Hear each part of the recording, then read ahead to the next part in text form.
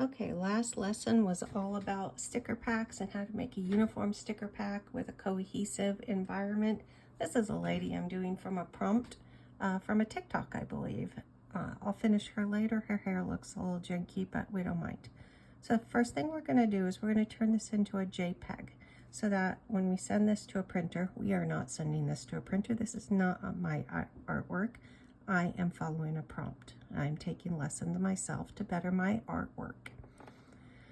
So the first thing we're going to do to turn this into a JPEG so that it can be printed not with a big rectangle background, but as a cutout artwork. Second thing we're going to do is we're going to go ahead and duplicate this on the lower level. We're going to alpha lock it. We're going to go into the black. We're going to make it white. Remember, white is always top left, or you can do white, or you can do the palettes value. And then under here would be the hexadecimal code. You can add it for white, which is a bunch of F's. This one has some E's mixed in there, but F's for most of the part. Then we're going to fill this layer. Oops, let's go ahead and, yep, she's almost filled. We can even just put fill layer. See how she's filling white? Let's turn this one off. Look at this a little bit there. We're going to continue filling the layer. It didn't like that. That's fine. We'll just fix it. Pick a brush, any brush. Turn it up. Let's go ahead and get these. Oh boy, it's not wanting to fill that at all. Interesting. Let's go ahead and unalpha lock it. And we'll just fix it ourselves, won't we? That happens sometimes when you import artwork. It's not always exactly perfect. Okay, we can fix these real quick and make them a little more fill worthy, I guess is the word I want to say. So those are some other techniques I was learning, and I did lock them into my layers. That's kind of my problem, isn't it? But I'm not too worried about any of that. I am worried about this little white spot here. Okay, that would come up kind of funny. Okay, so we went ahead and we filled our layer with white. We locked it. Then we hit fill layer with the white, and it filled it with white. And we're going to turn it into our adjustments. We're going to go into Gaussian blur. We're going to Gaussian blur it 5%. 1, 2, 3, 4, 5. Perfect. While that's on, go ahead and click your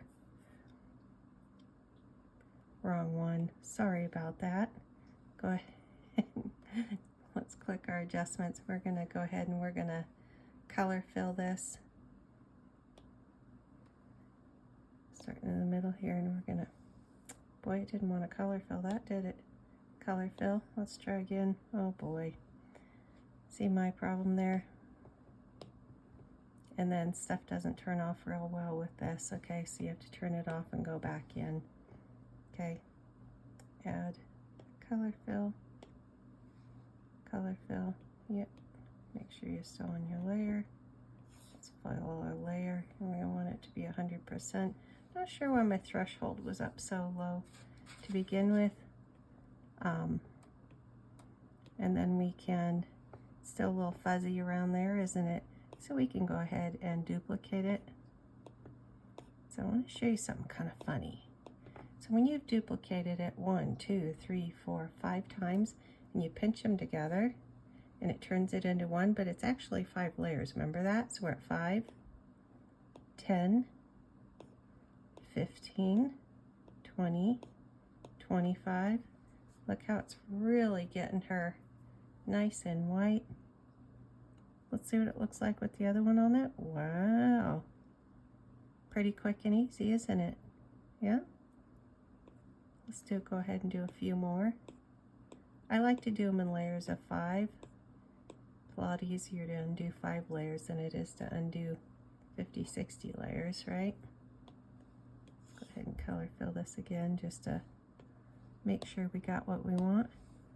Those edges came back. They look really good. Okay, let's go ahead. That's nice and crisp.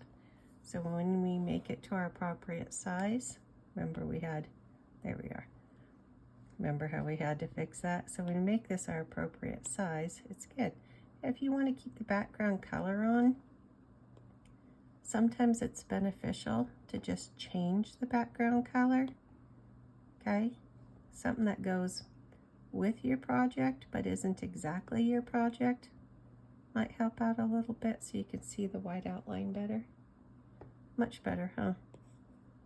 Make it super dark. You just play around with it. When you get your other figures up for your layer there, you might want to pick something that goes with everything you have, right? I'm going to go ahead and keep it at this nice crisp green, kind of a mint color, and we're going to call it good. Okay,